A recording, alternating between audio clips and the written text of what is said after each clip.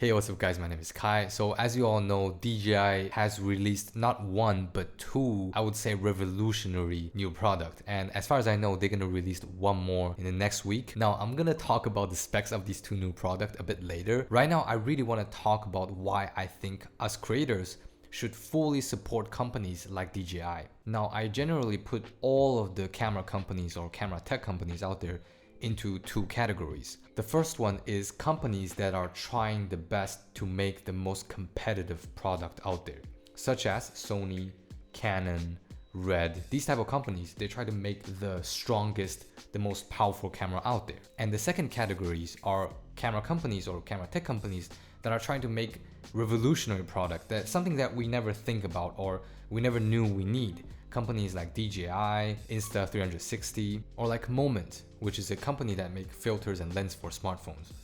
Oh no!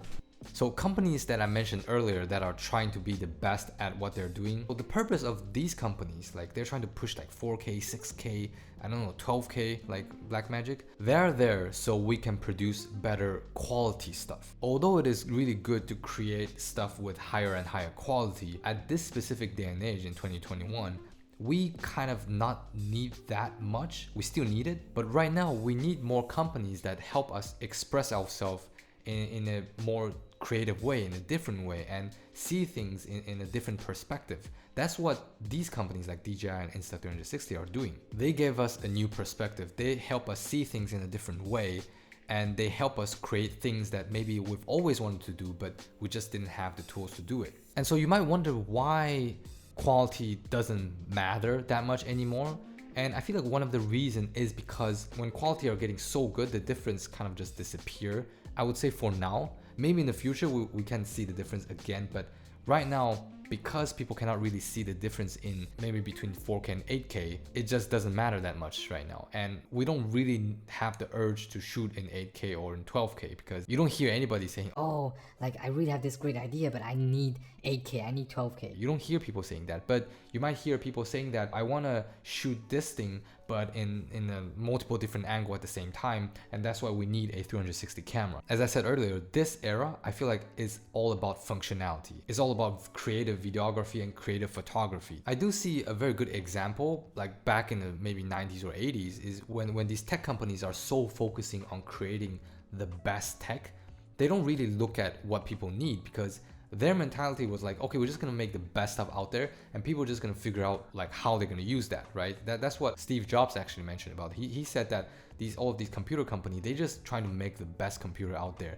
By best, it's just like computers with the best specs, right? But Steve Jobs, he was thinking about how can we really understand what the user need, how can we focus on the user experience and make them, feel good, have a really smooth user interface so everything becomes like natural when you're using it, right? This is all about the user experience. I'm not saying that companies like Sony and Red, they're like old-fashioned thinking. I love their camera. As some of you may know, I'm a big Sony fan. But right now I do start to see companies caring more about the user experience and frictionless creating process more than just the spec itself. And that's why you see these two new products, the Ronin 4D and the DJI Action 2. Now, before I go through the specs, I want to make something really clear. I'm not saying that DJI is the most perfect company out there and they make the best product out there. I'm just saying that they have a vision. They do have a lot of downside when it comes to their product, and we're gonna see it a bit later. But now the first product that I want to talk about is the DJI Ronin 4D. Now, straight up, the first downside of this camera is that it is extremely expensive.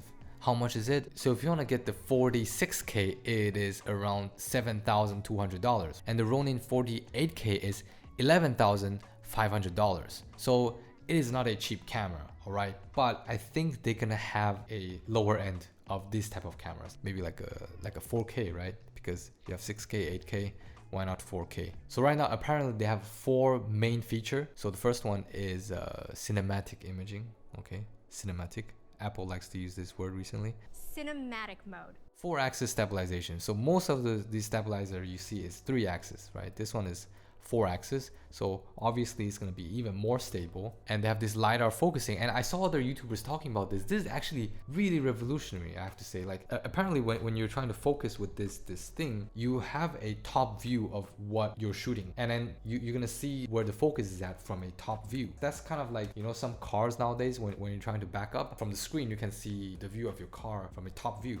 I don't know how this technology works actually, but this is quite interesting. They might be using the same technology as what they use in a car. So another one is a wireless transmission. It comes with the camera. Basically, the 4D is like a whole package of what filmmakers need. You need to have a stable footage. You need to have these wireless transmission. You need to have good focus.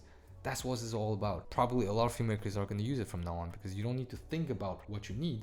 It's all there. So now this camera, it comes with two different sensor lens, I believe.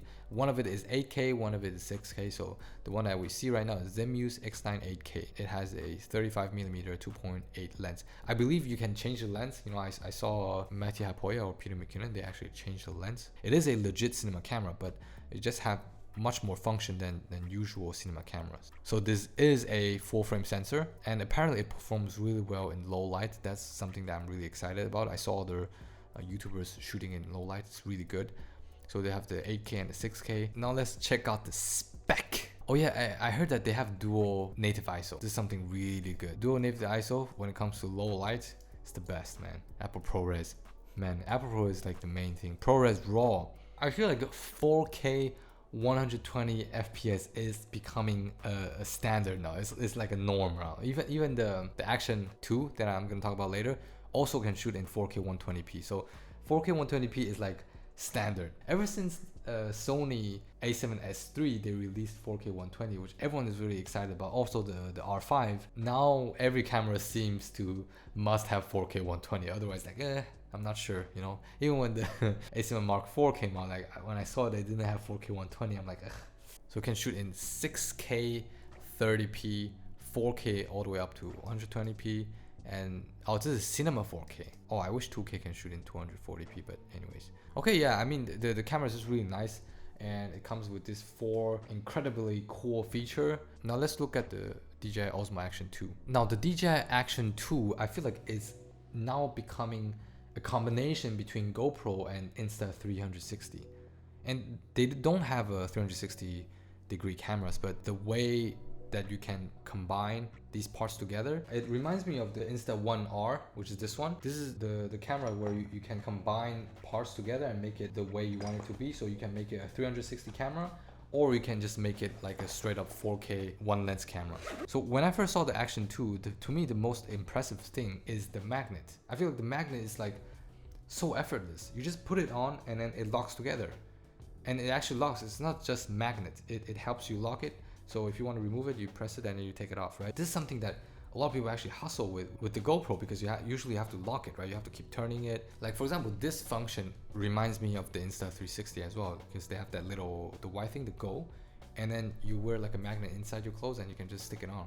And that's actually one of the camera that I wanted to buy, but I haven't bought it yet because of the quality. Like it's not really the quality I want. I do want to document me shooting these POV street photography, but I used to put the GoPro on. I don't really like it. So you see how it just snaps on your device, and you can just combine it. You can put it with another external battery, which will obviously make the battery longer, but also you can put an SD card in it. With the original body itself, you cannot put SD card. It has a built-in SD card in it, which is like 32 gigabyte. So these are the main feature.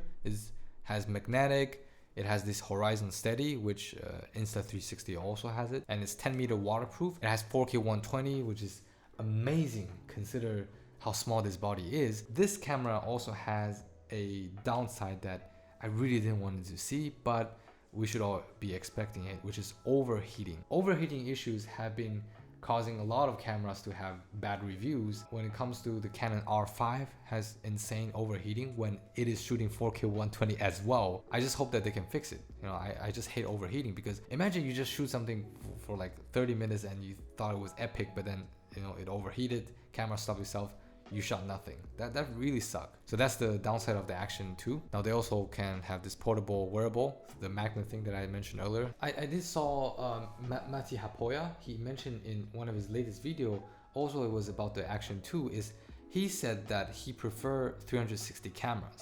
And the reason is, when he was using 360 camera, you know, he always used this selfie stick, right, when he's surfing. He just point the camera at wherever he wants and everything will be shot. So he doesn't need to care about the horizon. He doesn't even need to care about selfie stick, because the selfie stick disappear when you're shooting 360 footage. When you're shooting the action 2, you still have to make sure that the camera is pointing at the right place, because, you know, it's not 360.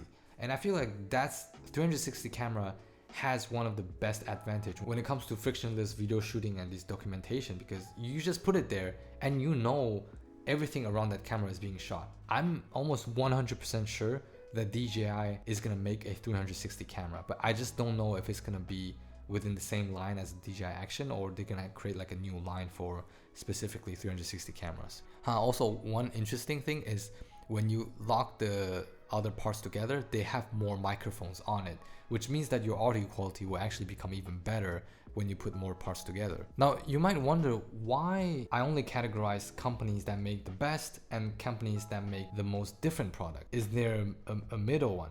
I don't believe there should be a middle one, because any company that make cameras that are good enough is not going to be able to survive. Because if you make a camera that shoot decent video, that has decent audio, it's gonna be replaced by smartphone straight up, because smartphone cameras is getting so good that if your stuff is not good enough or creative enough or more functional enough, smartphone just take over. That's just my speculation. I just feel that's where it's going. So yeah, those are the specs of these two new products. I am really excited about the third product. I have no idea what's gonna be. Maybe it's an FPV. So yeah, that's pretty much it with the video. I hope you guys get my message. I know, you know, some people, they hate all big corporation, big companies and stuff, but these are the companies, one of the few companies that really care about creators. They really want to make stuff that help us make better stuff.